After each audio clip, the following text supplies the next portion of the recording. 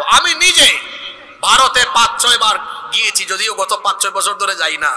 আমাকে সর্বশেষ ২০১৯ সালে নেতাজি সুভাষচন্দ্র বসু আন্তর্জাতিক বিমানবন্দরে প্রায় ২-৩ ঘন্টা আমাকে অন্যায়ভাবে আটকে রেখেছে। এরপর থেকে আমি আর ভারতে যাই না। অনেকে বলে ভারতে আমি মাহফিলে যাই না কেন, এই কারণে যাই না। ২-৩ ঘন্টা আমাকে আটক করে রেখেছে, অনেক হ্যারেস করেছিল। এটি নাসাই এবং তিরমিজি শরীফের হাদিস। বর্ণনাকারী সাহাবী হচ্ছেন সাউবান রাদিয়াল্লাহু আনহু। তিনি বলছেন, আল্লাহর নবী বলেছেন, ইসাবাতানি মিন উম্মতি আহরাজাহুমাল্লাহু মিনান নার। আমার উম্মতের দুইটা দলকে আল্লাহ তাআলা জাহান্নাম থেকে মুক্তি দিয়েছেন, এদেরকে আল্লাহ বিনা হিসাবে জান্নাত দিবেন। আপনারা সুবহানাল্লাহ পড়বেন না? কয়টা দলকে আল্লাহ জাহান্নাম থেকে মুক্তি দিয়েছেন? জোরে বলতে হবে, কয়টা? একটা দল হলো, রাসূল বলেছেন, ইসাবাতুন তাগজুল হিন্দ। একটি দল হলো যারা হিন্দুস্তানের বিরুদ্ধে যুদ্ধে অংশ নিবে। হিন্দুস্তানের বিরুদ্ধে যুদ্ধে অংশ নেওয়া প্রতিটি মুসলমানকে আল্লাহ জাহান্নাম থেকে মুক্তি দিবেন। দেখি মনোযোগ কেমন ছিল, যুদ্ধে শহীদ হওয়া না অংশ নেওয়া? জোরে বলেন। তাহলে এটা ১৫০০ বছর আগের হাদিস। রাসূল বলেছেন হিন্দুস্তানের বিরুদ্ধে যুদ্ধে যারা অংশ নিবে। এই হাদিস কি বার্তা দেয়? তাহলে হিন্দুস্তানিদের সাথে মুসলমানদের একটা যুদ্ধ হবে। এটা ১৫০০ বছর আগে বলেছেন মুহাম্মদুর রাসূলুল্লাহ সাল্লাল্লাহু আলাইহি ওয়াসাল্লাম, যেটাকে বলা হয় গাজওয়াতুল হিন্দ। এখন আমরা তো আর যুদ্ধে ঝাঁপিয়ে পড়ার জন্য পাগলপারা হয়ে যাইনি। আমি আগেই বলেছি, মুসলমান যুদ্ধ প্রিয় না, মুসলমান হলো শান্তি প্রিয়। আপনি যদি নিজেই যুদ্ধ বাঁধিয়ে দেন, আপনি কি মনে করেন আমরা বসে থাকবো? ওই রাসূলের গাজওয়াতুল হিন্দের চেতনার হাদিস আমাদের মাথায় আছে। আমরা জানি এই পবিত্র যুদ্ধে অংশ নিলে জাহান্নামের আগুন আল্লাহ আমাদের জন্য মাফ করে দিবেন। সুতরাং আপনি নিজে থেকেই যদি যুদ্ধের দাবানল ছড়িয়ে দেন, এদেশের যুবক যুবতী, তরুণ তরুণী, আবাল বৃদ্ধ বনিতা গাজওয়াতুল হিন্দের চেতনা নিয়ে যখন নেমে যাবে, ইউনূস সাহেব বলেছেন 7 সিস্টারের কথা, আর আমি বলছি আমার দেশের মানচিত্রের উপরে কুনজর দিলে ভারতের মানচিত্র টুকরা টুকরা হয়ে গিয়ে দিল্লিতে কালেমার পতাকা আবার উড়াইয়া দেওয়া হবে। সুতরাং গুজরাটের কসাই, আরএসএস এর গুন্ডা নরেন্দ্র মোদীকে সাবধান করছি, নিজের চরকায় তেল দাও। বিবিসি বলছে তোমার দেশের ৬০ কোটি মানুষ এখনো স্বাস্থ্যসম্মত পায়খানা ব্যবহার করতে পারে না। মানুষকে আগে টয়লেট উপহার দাও, আগে মানুষকে টয়লেটে পাঠাও। আমি নিজে ভারতে ৫-৬ বার গিয়েছি, যদিও গত ৫-৬ বছর ধরে যাই না। আমাকে সর্বশেষ ২০১৯ সালে নেতাজি সুভাষচন্দ্র বসু আন্তর্জাতিক বিমানবন্দরে প্রায় ২-৩ ঘন্টা আমাকে অন্যায়ভাবে আটকে রেখেছে। এরপর থেকে আমি আর ভারতে যাই না। অনেকে বলে ভারতে আমি মাহফিলে যাই না কেন, এই কারণে যাই না। ২-৩ ঘন্টা আমাকে আটক করে রেখেছে, অনেক হ্যারেস করেছিল। তো আমি বহুবার গিয়েছি ভারতে, ওদের স্বাস্থ্যসম্মত টয়লেট নাই। অনেক জায়গায় আমি দাওয়াতি সফরেও গিয়েছি, মানুষ খোলা জায়গায় পায়খানা করে। নিজের চরকায় তেল দাও, নিজের দেশের মানুষের প্রতি মনোযোগী হও। আমার দেশে হিন্দু, মুসলিম, বৌদ্ধ, খ্রিস্টান সবাই মিলেমিশে আমরা সম্প্রীতির সাথে আছি। এদেশে ইসলাম যদি কায়েম হয়, ও মুসলিমরা আরো আরামে থাকবে, তোমাদের জন্য চলাপুরা অত বেশি না হয়। সম্মানিত ভাইয়েরা, বলছিলাম ইসলাম কায়েম হলে ও মুসলিমরাও এরা কি দুঃখে থাকবে না সুখে থাকবে? তাহলে সকল ধর্ম বর্ণের মানুষের অধিকারের জন্য মানুষের শাসন ব্যবস্থা দরকার না ইসলামী শাসন ব্যবস্থা দরকার? কোরআনে কারীমের ২০ নম্বর সূরা, সূরা তাহা এর ৫২ নম্বর আয়াতের শেষাংশে বলছেন, লা ইয়াদিল্লু রাব্বি ওয়া লা ইয়ানসা। আমার রব ভুল করেন না, তিনি কখনো পথ ভুলে যান না, পথ হারা হয়েও যান না, তিনি কোনো ভুলও করেন না।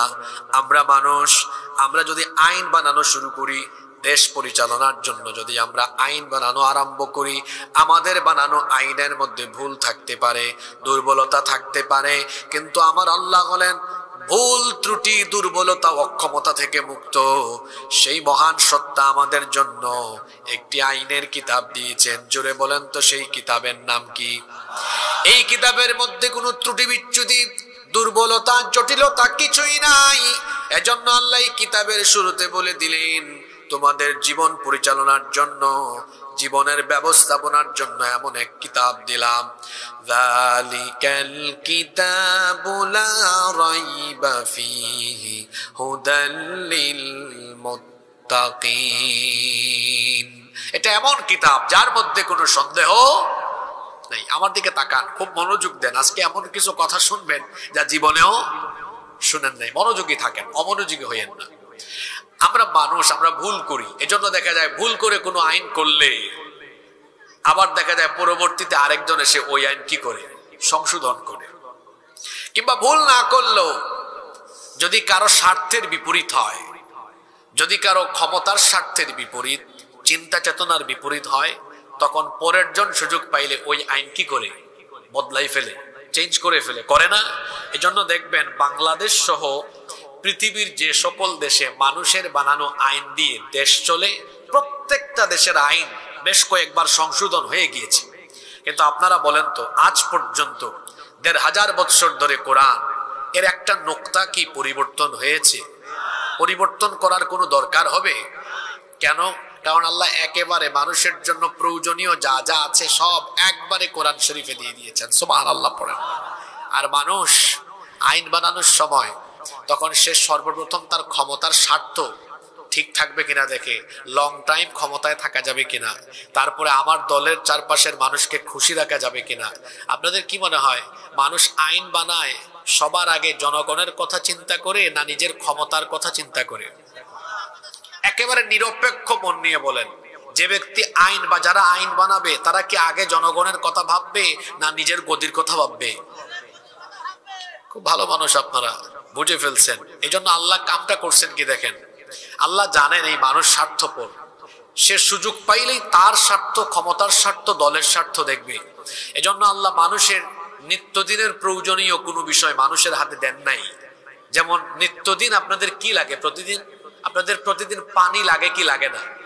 আগুন, সবাই উত্তর দিবেন। আগুন, বাতাস, পানি, অক্সিজেন, সূর্য। আল্লাহ এগুলো মানুষের হাতে দিয়েছেন, দেন নাই কেন জানেন? এগুলো দিলে জুলাইয়ে নতুন বাংলাদেশ পাইতেন না। ফেরাউনের দল বলতো বেশি কথা বললে আগুন দিব না, পানি দিব না, অক্সিজেন দিব না, বিদ্যুৎ দিব, এই কি বলে বায়ু দিব না, বাতাস দিব না। মানুষ যে স্বার্থপর, তার একটু আদর্শের বিরুদ্ধে গেলেই এগুলো বন্ধ করে দিত, অক্সিজেন বন্ধ করে দিত। যতক্ষণ আমার কথা মতো না আসবা সব বন্ধ। এজন্য আল্লাহ কি করেছেন, নিত্য প্রয়োজনীয় নিত্যদিনের কোন বিষয় আল্লাহ মানুষের হাতে তুলে দেন নাই। কারণ এই মানুষ সুযোগ পাইলে সবার আগে তার স্বার্থের কথা বিবেচনা করে। সুতরাং যে মানুষ আইন বানানোর সময় তার ক্ষমতা, তার দলের কথা বিবেচনা করে, সেই মানুষের বানানো আইন দিয়ে মানুষের ভাগ্য বদলাবে না। মানুষের ভাগ্য বদলাতে হলে আল্লাহর দেওয়া অপরিবর্তনীয় চূড়ান্ত কল্যাণকর এই কোরআনের আইনের দরকার আছে না নাই? এই জন্য ১ নাম্বার পয়েন্ট, কেন ইসলামী শাসন ব্যবস্থা দরকার? কারণ ইসলামী শাসন ব্যবস্থার জন্য যে আইন দেওয়া হয়েছে এখানে কোনো ত্রুটি বিচ্যুতি নাই, দুর্বলতা নাই, জটিলতা নাই। কিন্তু মানুষের বানানো আইনে ত্রুটিও আছে, জটিলতাও আছে, দুর্বলতাও আছে। আজকে ইউনূস সাহেব সংস্কার করবেন, আগামীকাল আরেকজন এসে সংস্কার করবে। ৭১ থেকে তো এই পর্যন্ত সংস্কার কম হয় নাই। কিন্তু যদি শাসন ব্যবস্থায় কোরআন থাকতো, ব্যক্তি পরিবর্তন হতো, আইনের কোনো পরিবর্তন হতো, তাহলে বলেন এই অপরিবর্তনীয় মানবতার জন্য কল্যাণকরী আইনের দরকার আছে না নাই? নাম্বার 2, কেন ইসলামী শাসন ব্যবস্থা দরকার? ইসলামী শাসন ব্যবস্থা থাকলে পরে, না থাকলে পরে কোরআনের বহু আইন কিতাবের পৃষ্ঠার মধ্যে বন্দী থাকবে, এগুলোর কোনো বাস্তবায়ন হবে না। যেমন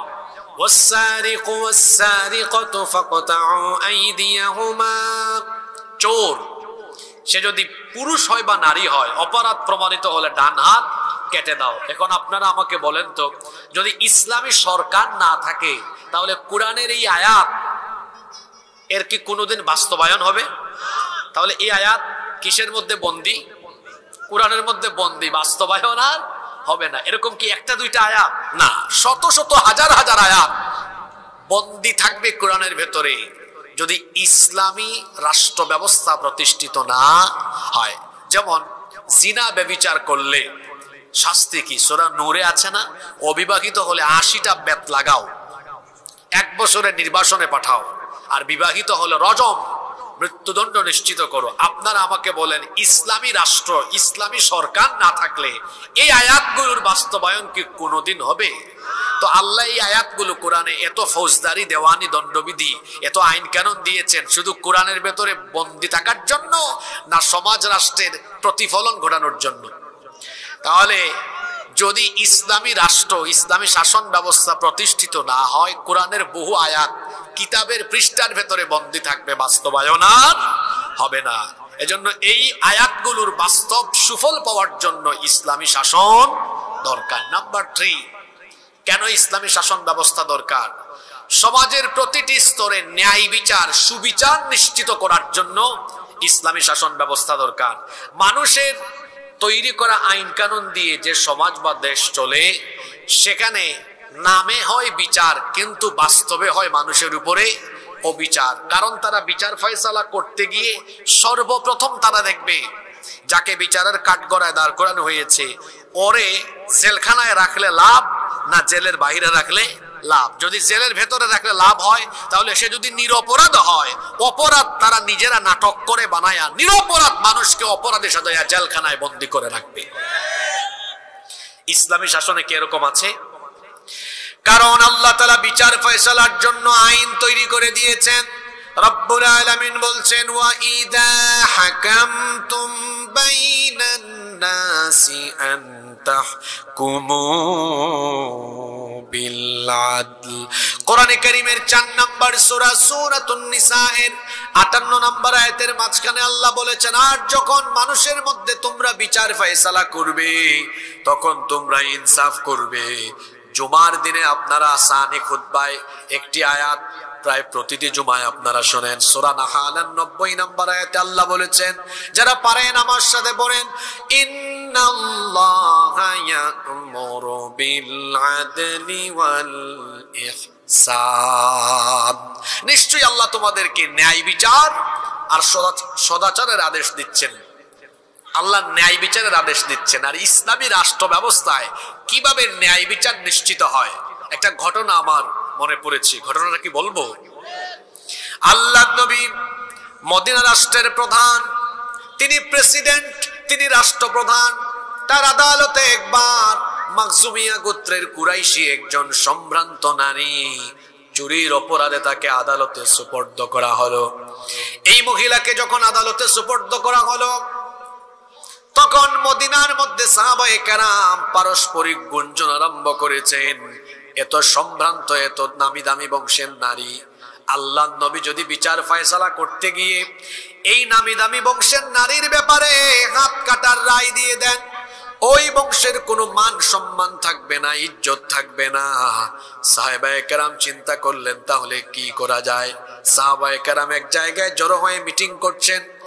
সাহাবায়ে কেরাম চিন্তা করলেন, আমাদের কোনো একজনের উচিত নবীজির কাছে সুপারিশ নিয়ে যাওয়া, যাতে করে এই মহিলার ব্যাপারে বিচারের রায় একটু হালকা করে দেওয়া হয়। কিন্তু কোন সাহাবী যাবেন? কারো কোনো সাহস হয় না। অবশেষে সাহাবায়ে কেরাম পরামর্শ করলেন, নবীজি তো উসামা ইবনে যায়েদ রাদিয়াল্লাহু আনহুকে পছন্দ করেন, অনেক বেশি ভালোবাসেন। সুতরাং তারা বললেন, ভাই উসামা, তুমি রাসূলের কাছে যাও, গিয়ে তার কাছে সুপারিশ করো, তিনি যেন এই সম্ভ্রান্ত বংশের নারীকে বিচারের রায় একটু হালকা করে দেন।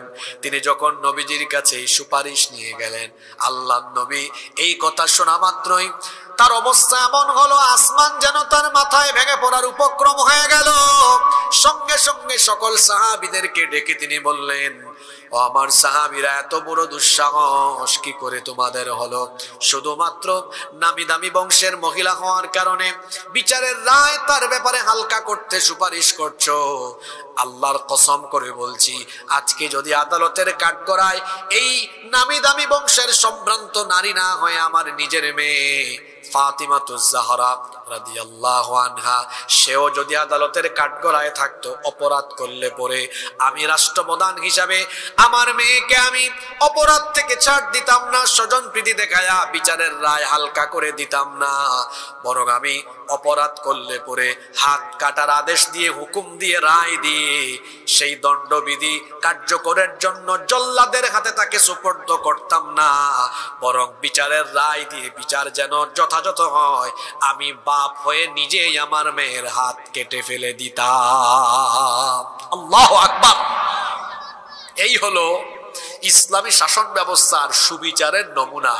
আর মানুষের বানানো আইন যে সমাজে বা দেশে প্রতিষ্ঠা হয়, তাদের ছেলে মেয়েরা অপরাধ করলেও কোনো অসুবিধা নাই, তার দলের লোক হলে অসুবিধা নাই, 7 খুনো মাফ, ধরে নিয়ে গেলে ফোন যায়, এই ওসি কারে ধরেছে, এটা আমার লোক, তাড়াতাড়ি ছাড়ো, আছে না নাই?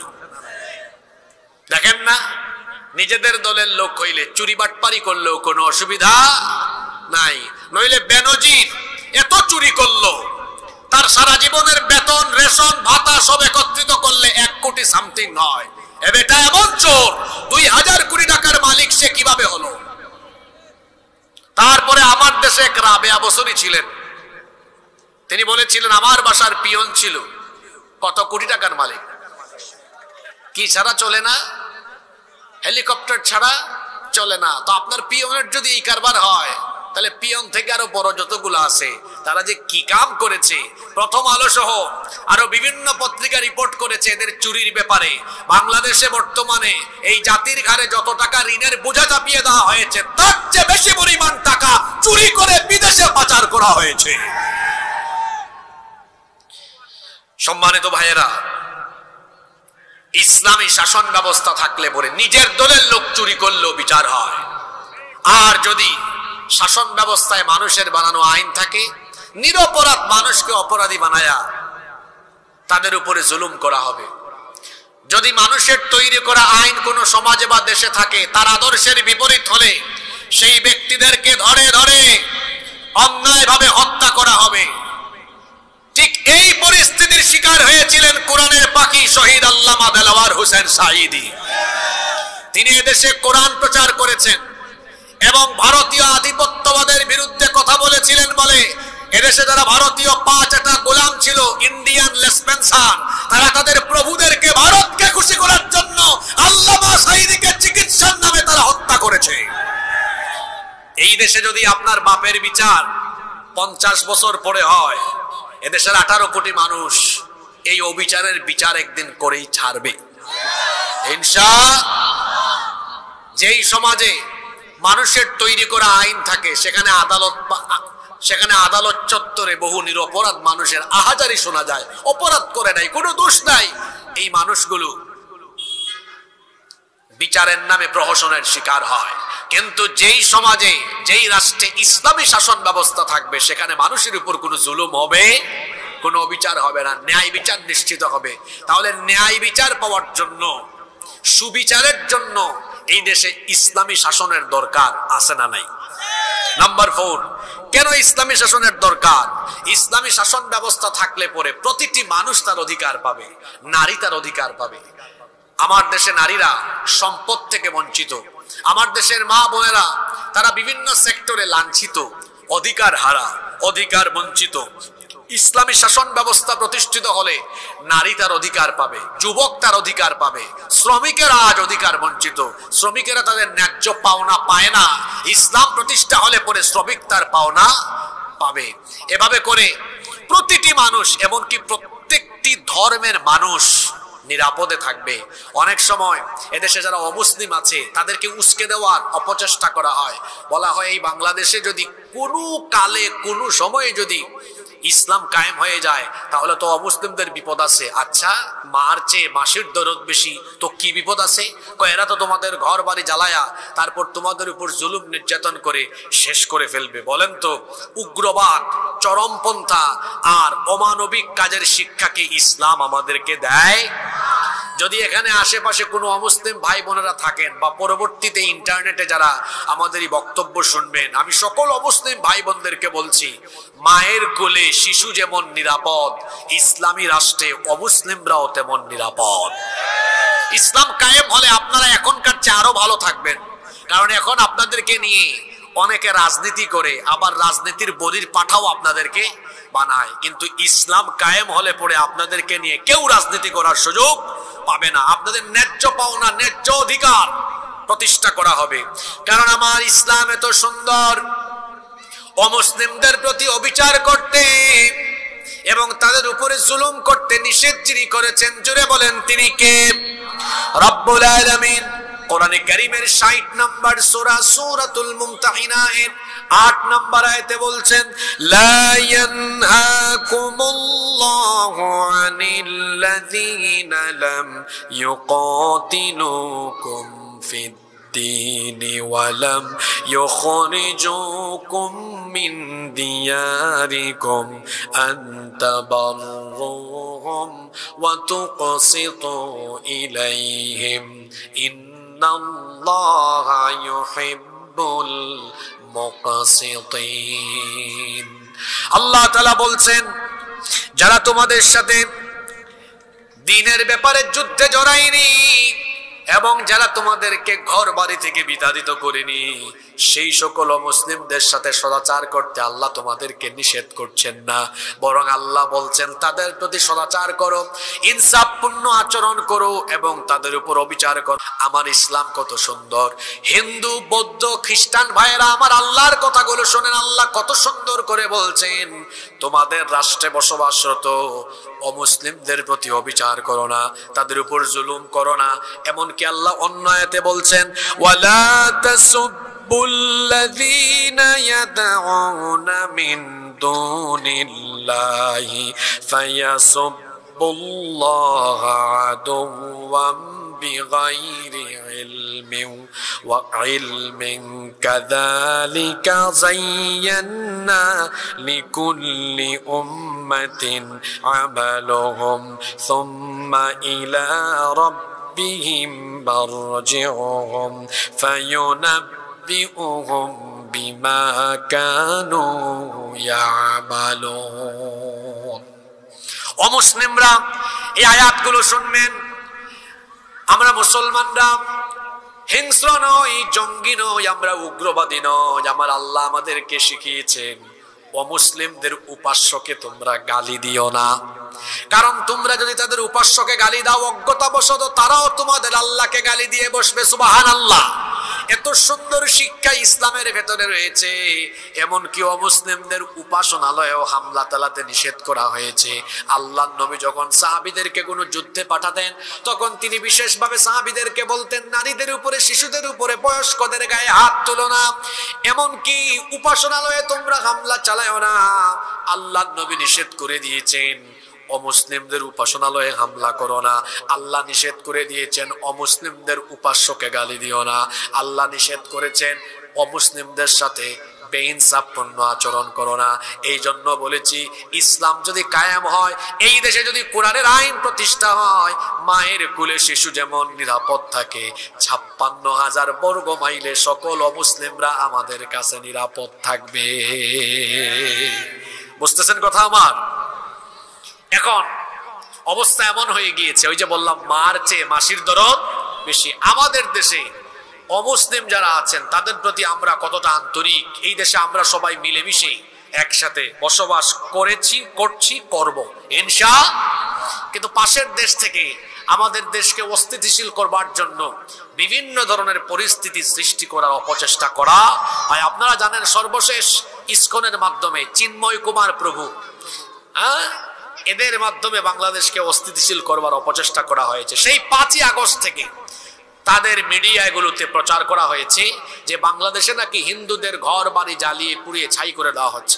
আচ্ছা বলেন তো, আপনাদের পাশেই তো সাতক্ষীরাতে, এই যে যশোরে, মনিরামপুরে, এইসব এলাকায় প্রচুর হিন্দু আছে। আমি এইসব এলাকায় প্রতি বছর মাহফিলে আসি, অনেক হিন্দু ভাই বোনরাও মাহফিলে আসে আমাদের আলোচনা শুনে। আপনারা বলেন, আপনাদের এই এলাকায় কোনো হিন্দুদের ঘর বাড়ি পুরানো হয়েছে? সামনে পুরানো হবে? কোনোদিনও না। ইসলাম আমাদেরকে এই শিক্ষা দেয় না। কিন্তু পাশের দেশের মিডিয়ায় আমাদের ব্যাপারে মিথ্যাচার ছড়ানো হয় যে বাংলাদেশে জঙ্গিবাদ, উগ্রবাদ কায়েম হয়ে গিয়েছে, এখানে হিন্দুদের ঘর বাড়ি জ্বালিয়ে পুড়িয়ে ছাই ছাই করে দেওয়া হচ্ছে। আমি বলি নিজের চরকায় তেল দাও। আমাদেরকে জঙ্গি বলার আগে আয়নায় নিজের চেহারা দেখো। আমরা জঙ্গি নই, বরং পৃথিবীর ইতিহাসের কুখ্যাত জঙ্গি হলে তোমরা। তোমরা কি কি জঙ্গিবাদী কাজ করেছো সব রেকর্ড আমাদের কাছে আছে। বাংলাদেশে তো আমরা কোনো মন্দির দখল করে মসজিদ কোনোদিন বানাইনি, সামনে বানাবো না। কিন্তু তোমরা এমন উগ্রবাদী জঙ্গি, তোমরা এমন কালপ্রিট, এমন সন্ত্রাসী, তোমরা আমাদের শত শত বছরের ঐতিহ্য বাবরি মসজিদ দখল করে রাম মন্দির বানিয়ে গোটা দুনিয়ার 200 কোটি মুসলমানদের কলিয়া, গোটা দুনিয়ার 200 কোটি মুসলমানদের কলিজায় আগুন লাগিয়ে দিয়েছো। জঙ্গিবাদী আমরা না। আমাদেরকে এই কথা বলার আগে আয়নায় নিজের চেহারা দেখো। হায়দ্রাবাদে, সিকিমে, গুজরাটে, কাশ্মীরে তোমরা কি করেছো পৃথিবীর মানুষ জানে এগুলো। কাশ্মীরে তোমরা আমাদের মুসলমান ভাই বোনদেরকে পিটাও আর আমাদেরকে সাম্প্রদায়িক সম্প্রীতির সবক দাও। এই বাংলাদেশে সাম্প্রদায়িক সম্প্রীতি ছিল, আছে, থাকবে। আমরা তোমাদের মতো উগ্রবাদী নই, তোমাদের মতো জঙ্গি নই, সন্ত্রাস নই। মুসলমান কখনো জঙ্গি হয় না। ইসলাম এসেছে জঙ্গিবাদ, সন্ত্রাসবাদের শিকড়কে কেটে ফেলার জন্য। বরং যারা সবক দেয় তাদের ইতিহাস আমাদের জানা আছে গো। আরএসএস এর গুন্ডা, গুজরাটের কসাই নরেন্দ্র মোদী গুজরাটে কি করেছে আমাদের জানা আছে। তারই হুকুমে কাশ্মীরে কি হয় আমাদের জানা আছে। তার দেশের মিডিয়াগুলো, ওই যে রিপাবলিক বাংলা এক চ্যানেল আছে, ময়ূখ রঞ্জন, ব্যাং যেমন লাফায় ও তেমন লাফায়। বাংলাদেশের মানচিত্র ডিসপ্লেতে এনে বলবে এই যে চট্টগ্রাম, রংপুর, সিলেট আমরা দখল করে ফেলবো। চট্টগ্রাম, সিলেট আর রংপুর তোর বাপ দাদার নাকি? তুই দখল করে ফেলবি আর আমরা বসে থাকবো? এই দেশের 1 ইঞ্চি জমিনের দিকে কেউ যদি হাত বাড়ায়, এদেশের 18 কোটি মানুষ সেই কালো হাত ভেঙে চুরে টুকরা টুকরা করে ফেলবে।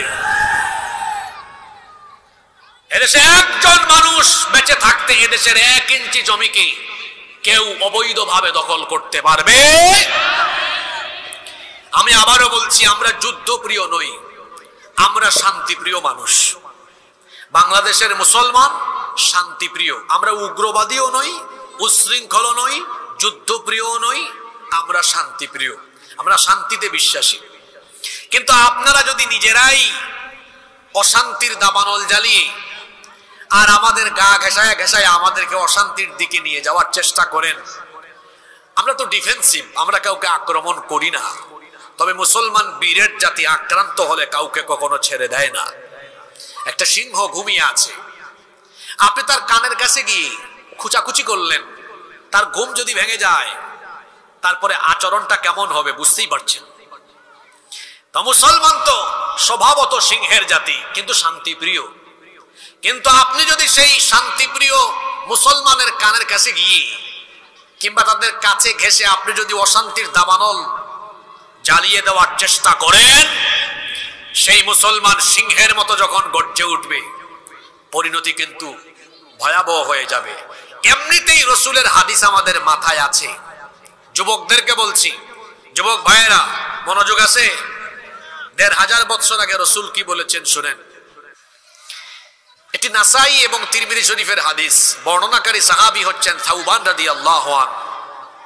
তিনি বলছেন, আল্লাহর নবী বলেছেন, ইসাবাতানি মিন উম্মতি আহরাজাহুমাল্লাহু মিনান নার। আমার উম্মতের 2টা দলকে আল্লাহ তাআলা জাহান্নাম থেকে মুক্তি দিয়েছেন, এদেরকে আল্লাহ বিনা হিসাবে জান্নাত দিবেন। আপনারা সুবহানাল্লাহ পড়বেন না? কয়টা দলকে আল্লাহ জাহান্নাম থেকে মুক্তি দিয়েছেন? জোরে বলতে হবে কয়টা?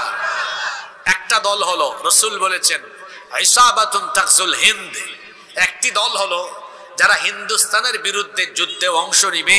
হিন্দুস্তানের বিরুদ্ধে যুদ্ধে অংশ নেওয়া প্রতিটি মুসলমানকে আল্লাহ জাহান্নাম থেকে মুক্তি দিবেন।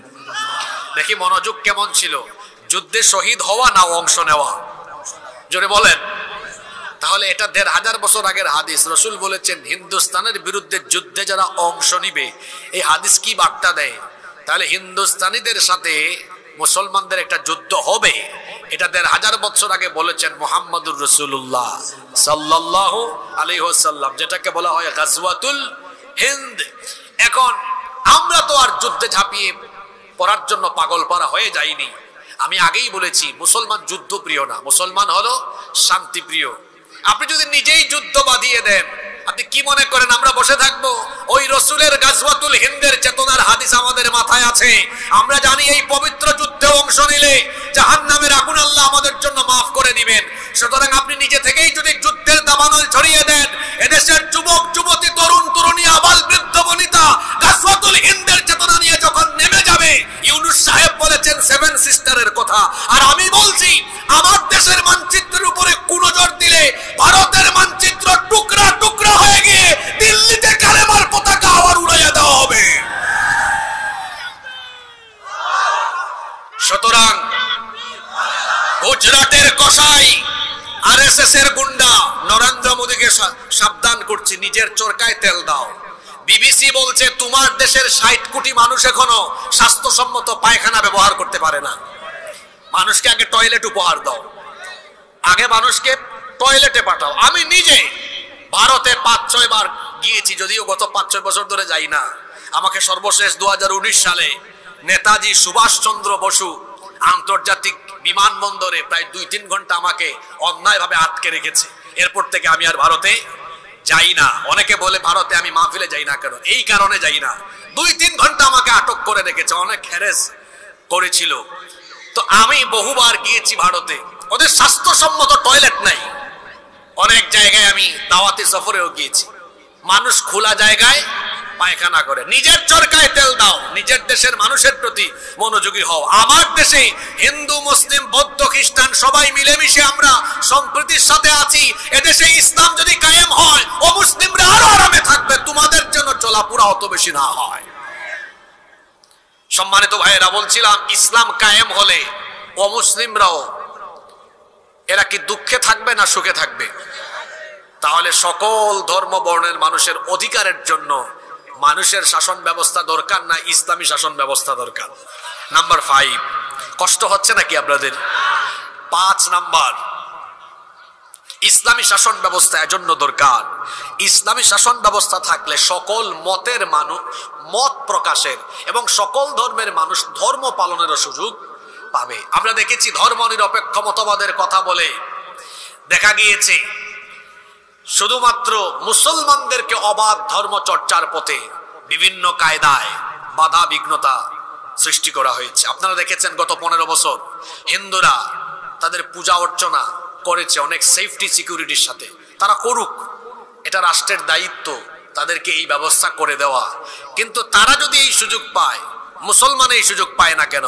আপনারা দেখেছেন এক একটা মাহফিলের আয়োজন করতে গিয়ে মানুষ কত বাধার সম্মুখীন হয়েছে, এমনকি মাহফিলের আয়োজক হয়েছে এই অপরাধে অন্যায়ভাবে জেলে বন্দী করেও রাখা হয়েছে। এরকম হয় নাই? তাহলে এইটা কি মত এবং অবাধ ধর্ম পালনের সুযোগ দেওয়া হলো? দেওয়া তো হলো না। কিন্তু ইসলাম যদি প্রতিষ্ঠিত হয়, সব ধর্মের মানুষ তার ধর্ম পালন করবে। কারণ আল্লাহ তো বলেছেন লা ইকরাহা ফিদ্দিন, ধর্মের ব্যাপারে কোনো জোর জবরদস্তি নাই। লাকুম দীনুকুম ওয়ালিয়া দিন। যদিও আমাদের দেশে ধর্ম নিরপেক্ষ মতবাদীরা এই আয়াতের অপব্যাখ্যা করেছে। আমার দেশের এক রাবেয়া বসরি ছিলেন, তিনি একবার বলেছিলেন যে বুখারী শরীফে আছে লাকুম দীনুকুম ওয়ালিয়া দিন। এটা কি বুখারী শরীফে? জোরে বলেন, এটা কি বুখারী শরীফে? এটা কোথায়? এটা কোরআনে আছে লাকুম দীনুকুম ওয়ালিয়া দিন। এই রাবেয়া বসরি আর আরেক আব্দুল কাদের জিলানী পেয়েছিলাম ওই নারায়ণগঞ্জে কুতুব। ও বলেছে 70 রাকাত তাহাজ্জুদ রাতের বেলা পড়ে, তার নাম দিয়েছে আব্দুল কাদের জিলানী আমি। আর এইদিকে পাইছি আরেক রাবেয়া বসরি, উনি বলেছেন আমি সকালবেলা ঘুম থেকে উঠে সবার আগে জায়নামাজ খুঁজি।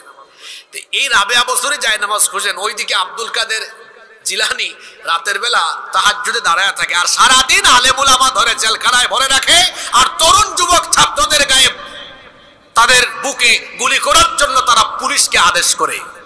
এই ছিল তাদের চরিত্র। সম্মানিত ভাইয়েরা, ইসলাম যদি কায়েম হয়, লাকুম দীনুকুম ওয়ালিয়া দিন, তোমার ধর্ম তোমার, আমার দিন আমার, যে যার ধর্ম পালন করবে। বলা হয় ধর্ম যার যার, উৎসব নাকি সবার। এটা একটা কুফরি কথা। ধর্ম যার, উৎসবও তার। যদি ইসলামী শাসন ব্যবস্থা প্রতিষ্ঠিত হয়, সকল ধর্মের মানুষ তার উৎসব নিরাপদে নির্বিঘ্নে সেফটি সিকিউরিটির সাথে পালন করবে। কাউকে কোনো বাধা দেওয়া হবে না। নাম্বার 6, 6 নাম্বার, ইসলামী শাসন ব্যবস্থা যদি প্রতিষ্ঠিত হয়ে যায় তাহলে সমাজ এবং রাষ্ট্রে অপরাধ প্রবণতা কমে যাবে, চুরি কমবে, ডাকাতি কমবে, জিনা, ব্যভিচার, খুন, হত্যা, গুম, লুণ্ঠন, রাহাজানি, চাঁদাবাজি, টেন্ডারবাজি কমে যাবে। কারণ এগুলোর বিচার যখন আল্লাহর কোরআন দিয়ে করা হবে তখন অপরাধ আর সমাজে থাকবে না ইনশাআল্লাহ। আপনারা আমার দিকে তাকান, বলেন তো এই যে চুরির শাস্তি মানুষ আইন বানায়া, মনে করেন একটা চোরকে এলাকায় ধরছেন, আপনাদের এলাকার নাম কি আন্দুলিয়া, তাই না? আজকে ধরলেন চোর, তাকে আপনারা থানায় সুপর্দ করলেন, থানা তাকে কোর্টে চালান করলো। তো এই চোর যদি 2-4 মাস 1-2 বছর জেলখানা থাকে, এরপরে যদি জামিন নিয়ে বের হয়, বেশিরভাগ ক্ষেত্রে আপনারা বলেন, আমি বলবো না, বেশিরভাগ ক্ষেত্রে বলেন তো চোর ডাকাতরা জেল থেকে বের হয়ে চুরি ছেড়ে দেয় না আরো প্রমোশন নেয়? হ্যাঁ, বরং অনেককে দেখা যায় আদালত চত্বরে হাত নাড়ায়, আমি আসতেছি, আসলে দেখাই দিব। ডাকাতি কমে না, ডাকাতি বাড়ে। জিনা বদমাইশি কমে না, আরো বাড়ে। আপনি একটা চুরির বিচার কোরআন দিয়ে করেন তো, একজন চোরের হাত কেটে দেন, এই বিচার দেখে সবগুলা শেষরা চোর তারের মতো সোজা হয়ে যাবে।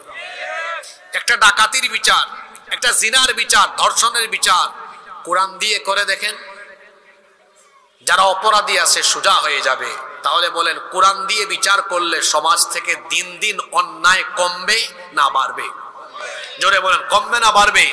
আপনারা কি চান না এই সমাজ থেকে, এই দেশ থেকে অন্যায় অপরাধ কমে যাক? চান কি চান না? যদি চান তাহলে ইসলামী শাসনের দরকার আছে না নাই? দেখেন, ইসলামী শাসন আমি আপনাদের উপর চাপায়া দিচ্ছি না, আমি জাস্ট প্রয়োজনীয়তা তুলে ধরছি, এরপরে সিদ্ধান্ত নিবেন আপনি যেটা আমার জন্য লাভ না লস। মানুষ তো লাভের দিকেই থাকে, ঠিক না? যদি লাভজনক হয় সিদ্ধান্ত নিবেন, না এটার জন্য আমার দরকার আছে। এবার শোনেন, এখানে যুবক আছে না, বেকার আছে না, অনেকে কাজ কাম নাই, এই পয়েন্ট তাদের জন্য। সবাই রেডি তো? কয় নাম্বারে আসলাম? 7 নাম্বার পয়েন্ট। কষ্ট হচ্ছে নাকি আপনাদের? আমি তো পয়েন্ট ভিত্তিক বলছি। 7 নাম্বার, ইসলামী শাসন ব্যবস্থা থাকলে এই দেশে একজন গরিব মানুষ থাকবে না। কয়জন বললাম? জোরে বলেন তো। আমি চ্যালেঞ্জ করে গেলাম এখানে, চ্যালেঞ্জ, আই ক্যান চ্যালেঞ্জ, একজন আঙ্গুল দিয়ে বললাম, একজন গরিব মানুষ এই দেশে থাকবে। যে আমার ভাই বক্তব্যের আগে বললেন যে মানুষ, এদেশের মানুষের খাদ্যের দায়িত্ব সরকার নেবে, তিনি তো আর বক্তব্যের সময় পাননি, এই জন্য ব্যাখ্যা করে বলেননি আর কি, ওই সংক্ষিপ্ত কথা বলে গিয়েছেন। এখন ব্যাখ্যা আমি আপনাকে দেই যে সরকার কেমনে দায়িত্ব নিবে। একটা ক্ষুধামুক্ত, দারিদ্র মুক্ত, অভাব অনটন মুক্ত বাংলাদেশ আপনি পাবেন। কখন পাবেন?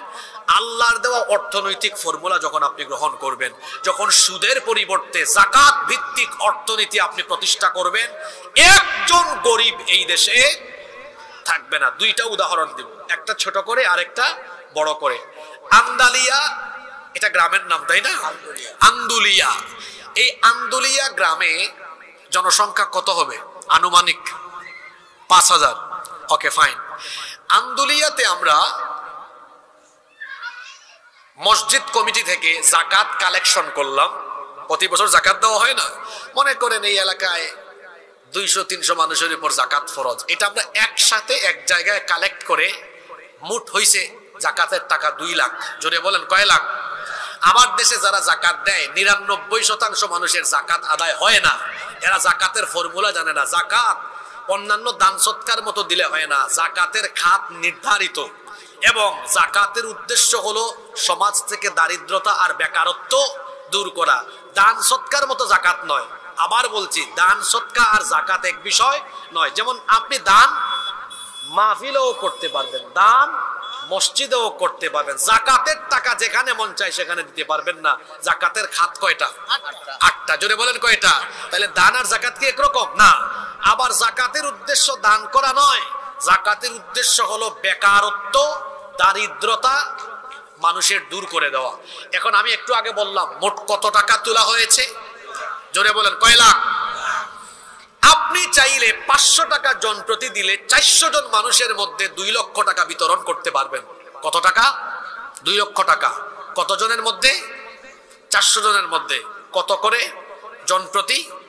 মানুষ বলে আন্দুলিয়ায় 400 মানুষকে যাকাতের টাকা দেওয়া হয়েছে। এটা শুধু ভাব দেখানো হবে, ফুটানি হবে। আপনি এই 2 লক্ষ টাকা 400 জন মানুষকে না দিয়ে মাত্র 4 জন গরিব মানুষকে দেন। আপনি বলবেন হুজুর আপনি তো বড় সাংঘাতিক মানুষ, 396 জন মানুষের নসিব কেটে দিয়ে আপনি মাত্র 4 জনকে দিবেন। হ্যাঁ, এই এলাকার একজন বিধবা নারী খাইতে পারে না, চলতে পারে না, তারা একটা সেলাই মেশিন কিনে দেন। তাইলে এই পরিবার চলার ব্যবস্থা হলো কি হলো না? আপনি উনারে 500 টাকা দিলে এক বেলা খাইতে পারবে, বা 2 বেলা, বা একদিন। কিন্তু একটা সেলাই মেশিন কিনে দেন, সারা বছর কাজ করে খেতে পারবে। সুবহানাল্লাহ পড়বেন না? আরেকজনকে একটা ওই যে ওটাকে কি বলে, ভ্যান, আপনাদের এলাকায় ভ্যান আছে নাকি? একটা ভ্যান কিনে দেন, তার পরিবার চলবে। আরেকজনকে আপনি একটা হালের বলদ, 2টা হালের বলদ গরু কিনে দেন, হাল চাষ করে খাবে, ক্ষেত খামার করে খাবে। আরেকজনকে আপনি একটা টঙের দোকান অথবা একটা ওই যে কি বলে অটো রিক্সা কিনে দেন। তাহলে 2 লক্ষ টাকা 4 জনকে ভাগ করে দিলাম। এই 4 জন মানুষ কি এই টাকা নিয়ে এভাবে যদি কর্ম করে খায়, আগামী বছর কি আর যাকাত খাওয়ার উপযুক্ত এরা থাকবে? জোরে বলতে হবে, থাকবে? ছোট করে দিলাম যাতে আগে মাথায় এটা ঢুকে, এবার বড় করে দিই। এই দেশে অর্থ মন্ত্রণালয় আছে, বাণিজ্য মন্ত্রণালয় আছে, বিমান মন্ত্রণালয়, স্বরাষ্ট্র মন্ত্রণালয়, পররাষ্ট্র মন্ত্রণালয় আছে।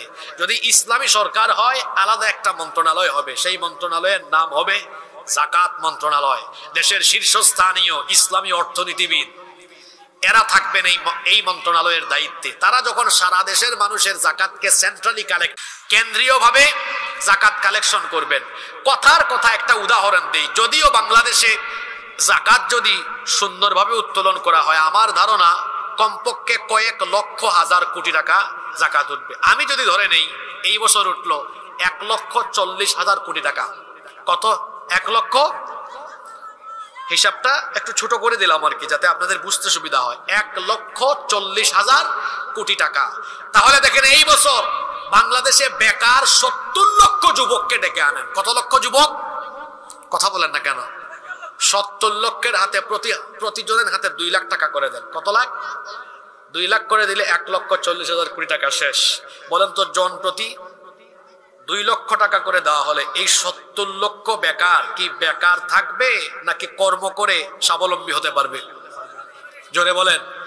এই রকম বেশি না, 5 থেকে 10 বছর যদি বেকারত্ব দূরীকরণে যাকাত ভিত্তিক অর্থনীতি এই দেশে প্রতিষ্ঠা করা যায়, চ্যালেঞ্জ করে বললাম একজন গরিব মানুষ বাংলাদেশে পাওয়া যাবে না। এখন আসেন, আমি চাপাবাজি করলাম না, পৃথিবীর ইতিহাসে এমন ঘটেছিল। আলেমরা বসে আছেন, জিজ্ঞেস করেন পৃথিবীতে একজন শাসকের জামানা এমন হয়েছিল মানুষ যাকাতের টাকা নিয়ে রাস্তায় রাস্তায় ঘুরছে, কোনো গরিব মানুষ পায় নাই। কার জামানা? ওমর ইবনে আব্দুল আজিজ রহমতুল্লাহি আলাইহির জামানা। তিনি ইসলামী শাসন ব্যবস্থার সুফল তার সমাজের মানুষকে দেখিয়েছেন। একজন মানুষকেও যাকাত দেওয়ার মতো গরিব মানুষ তার সীমানার ভেতরে পাওয়া যায় নাই। সুবহানাল্লাহ কইতে ইচ্ছে করলো না? তাহলে বাংলাদেশও এরকম দারিদ্র মুক্ত, ক্ষুধা মুক্ত হোক। আপনারা চান কি চান না? তাহলে ইসলামী শাসনের দরকার আছে না নাই? 8 নাম্বার। কষ্ট হচ্ছে আপনাদের? কেউ উঠিয়েন না, শেষ করে উঠেন। শেষ ভালো যার, সব ভালো।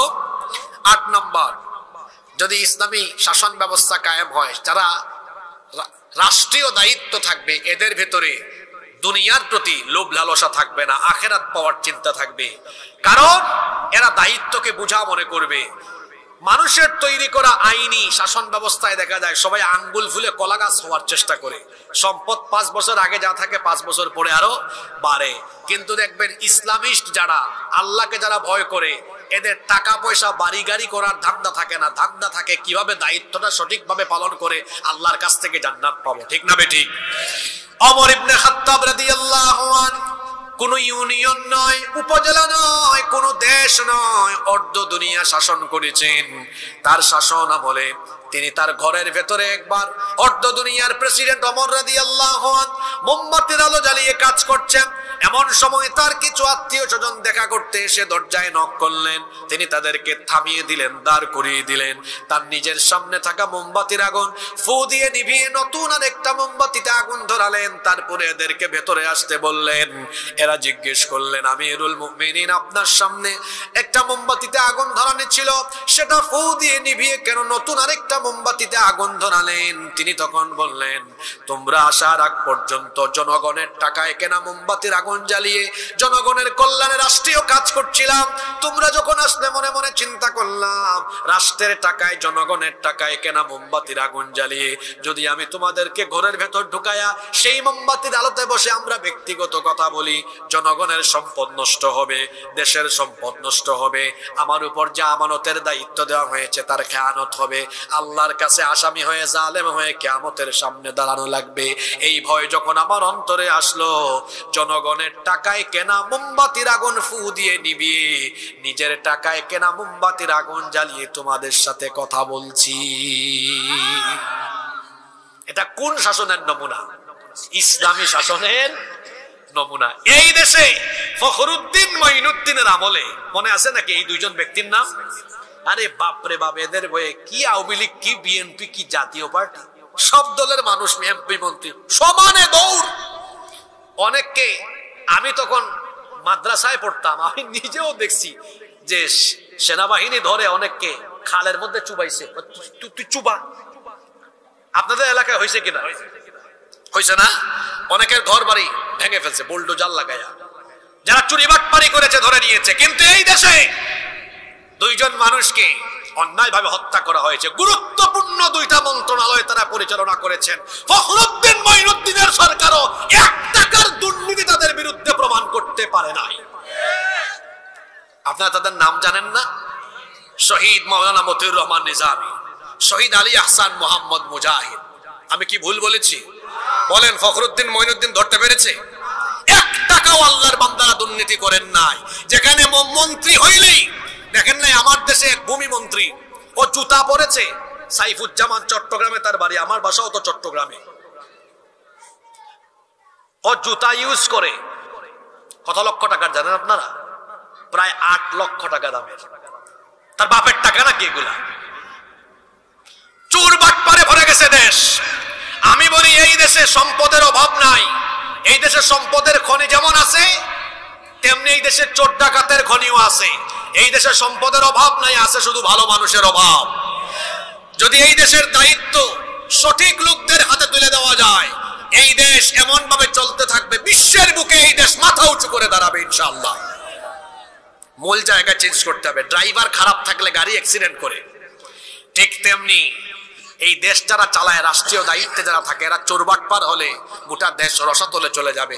এই জন্য আল্লাহওয়ালা, পরহেজগার, কোরআনওয়ালা মানুষদেরকে সেখানে পাঠাতে হবে। রাজি আছেন তো?